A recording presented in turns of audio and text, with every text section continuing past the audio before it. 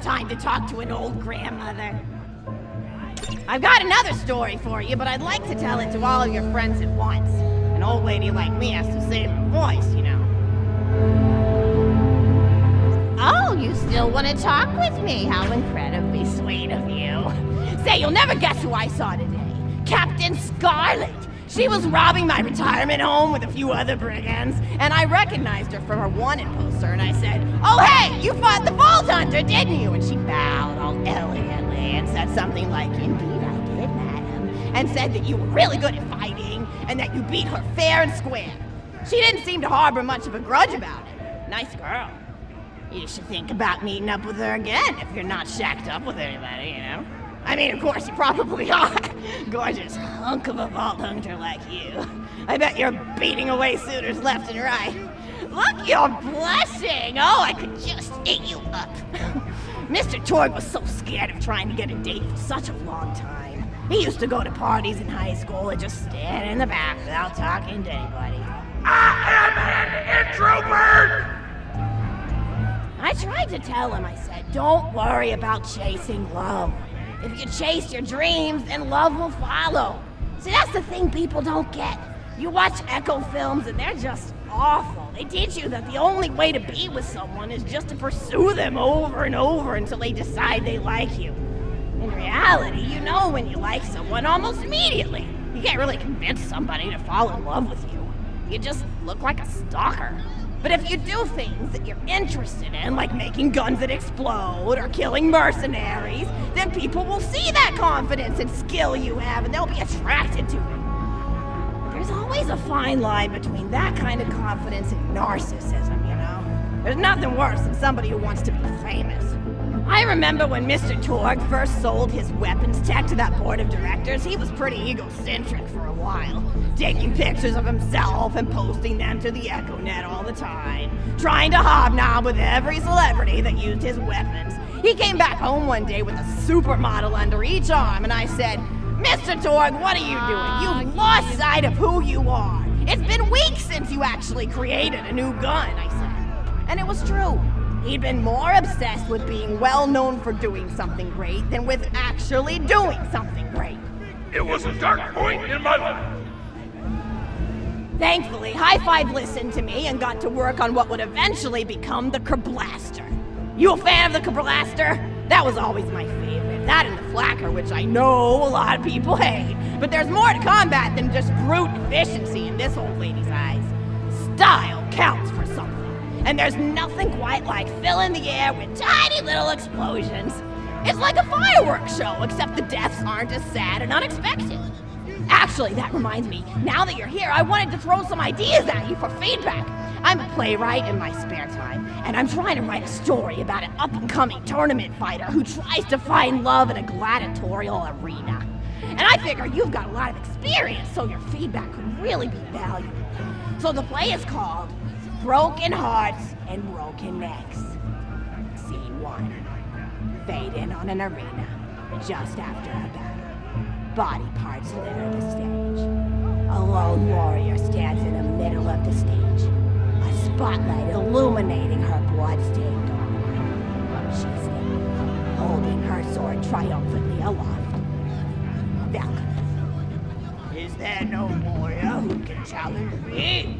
Must I be destined to spend my life as the strongest, the bravest, the most invincible warrior this galaxy has seen? For I am Valkyrie, scourge of the gladiatorial games! Exhort Valkyrie as she shakes her head in despair. From stage left enter Nodo, a janitor with a heavy heart and an even heavier conscience. He begins sweeping the body parts into a bin, which is colored green, and remember that because that's a symbol of combat. Until melancholy overtakes him. He drops his push broom to the floor and falls to his knees before delivering a heart-wrenching soliloquy. No. The blood cannot be washed away. Not before and not now. Even as I attempt to escape the past which haunts me still.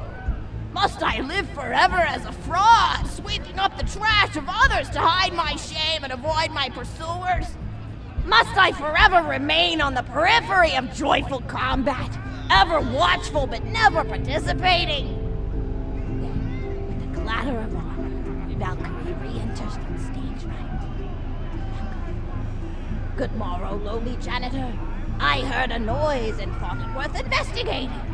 Note on. Oh, great Valkyrie, 'twas nothing but the wails of those souls you released from their bodies tonight. Souls that wail in agony as they fly upward to Valhalla. Fools! What have they to wail about? Their agonies are over, ended at the point of my sword. Mine, however, have only yet begun, for it is lonely at the top, and an unchallenged life is a boring one. No doubt, yes, if only I were able to tell her my true identity, I would give her a fight she would not soon forget. Back to her. Yes, ma'am, boredom is the true tragedy. May you one day find challenge in combat. Stupid. Nodon picks up a giant two-armed bastard sword with almost no effort. Valkyrie listens. What is this? Excellent, Nodon. Stage left. Valkyrie. What strength this janitor possessed? Who is he to pick up a bastard sword with two fingers? What hidden power does he hold? What secrets does he? I will endeavor to understand, in the hopes that our swords may cross in battle! Но подумала, нафига? Я отфигачила руку пилой. Мой папа такой, кровище кругом. Но через пару часов я собрала себе металлическую руку, 100 раз круче, прочнее старой. Классные времена были. Oh, I'm so sorry. I didn't even ask you for the feedback on the first scene. Did you like it?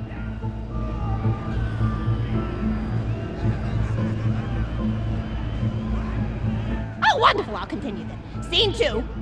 The governess enters from stage left. Governess. I refuse to respond to these absurd accusations. Her husband looks at her quizzically. Governor. And what accusations may those be? Governess. Actually, you know what? I don't think I'm ready to get feedback on the play yet. But what about you? What are you up to? Tell Grandma Fleksington all about it. I bet you've had some amazing adventures. Mr. Torg told me about the time you all played bunkers and badasses together. He said it was one of the most fun and welcoming experiences of his life.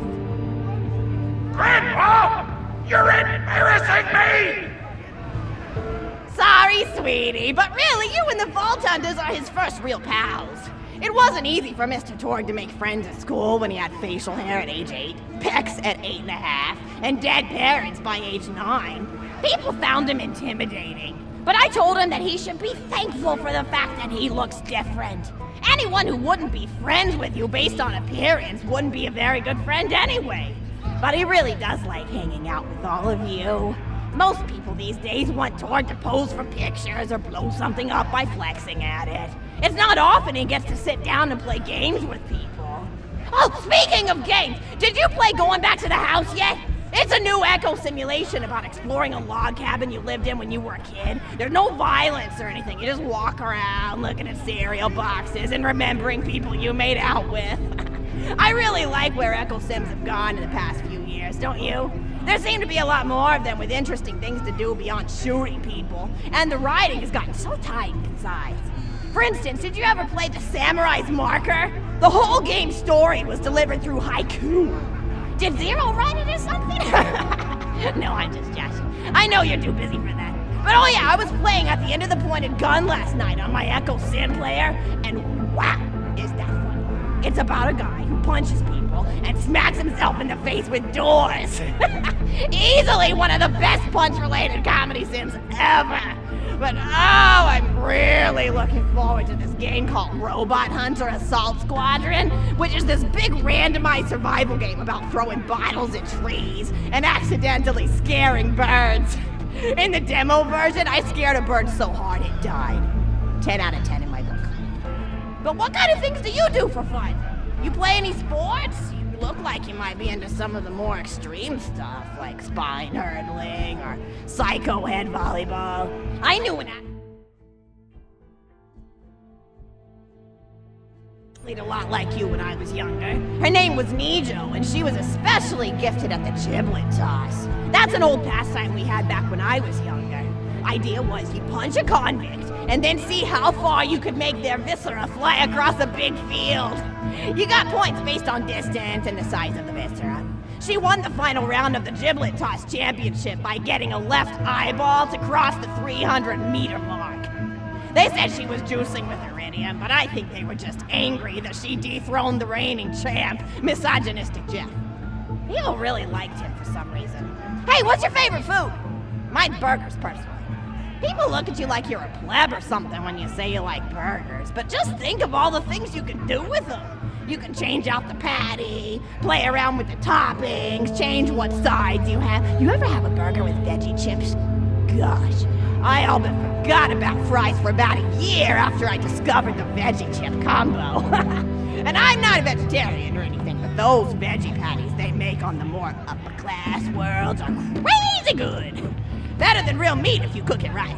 Mr. Torg tried to be vegetarian once after he saw a fluff bear get run over by a truck. How long did you last again? 12 seconds! Barely even finished the word vegetarian before he lunged at a skag chew I was holding in my left hand. Nearly lost a finger. Granted, he's always been partial to skag chews or skag bacon. Don't know why, since I always felt like skags tasted like old tires and vomit. But to each his own. Taste is a funny thing. People say your taste buds get more refined as time goes on, but they actually get worse and worse. So when Mr. Torg used to refuse vegetables as a kid, it's because he was actually tasting how awful they were. When we old folks eat vegetables, we're only okay with it because we can't taste all the gross vitamins and stuff. Granted, vitamins are what have kept me going for as long as I've been going. You get enough B12 in your system and you can headbutt a freight train without so much as a bruise. That reminds me, I need to get my pills ready for the rest of the week. I have one of those little metal containers split into different sections for each day. It's really helpful. And the sides are sharp enough that I can use it to ward off burglars if I need to. What else do I have to do this week? Probably head to the bazaar, pick up some frozen spider and flanks. Gotta bring my coat though, because it gets kind of chilly in the freezer section. What else do I need? Oh, I need Schwartzman's candy drops. Gosh, those are delicious. They're so smooth and sweet. Just thinking about them, I could go for one right now, couldn't you? Do you think you could go find me one?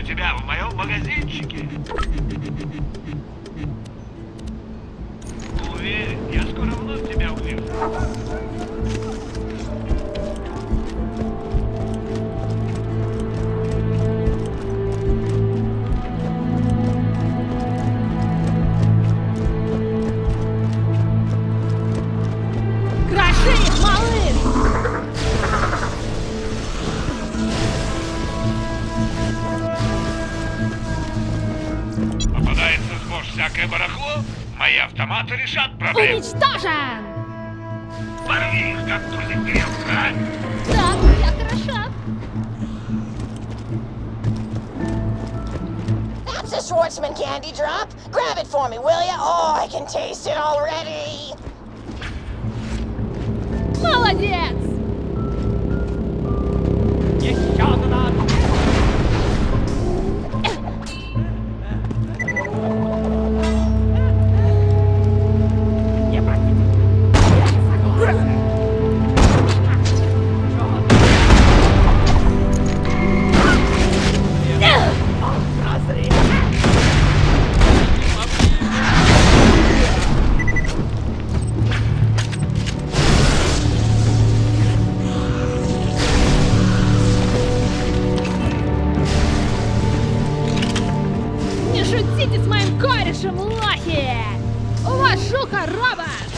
Wonderful. Bring it back here and I'll finish my story.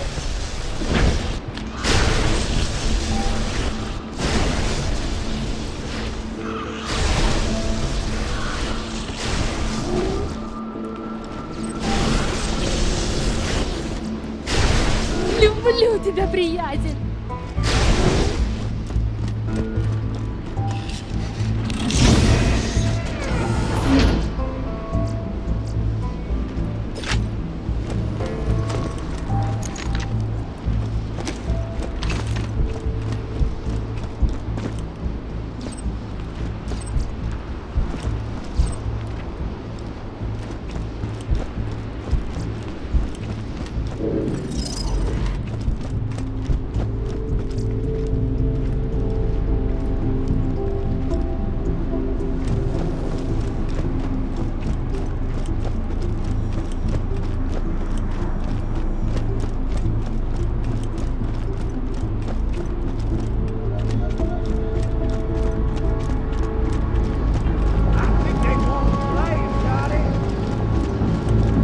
Сегодня идеальный денек для шопинга. До свидания.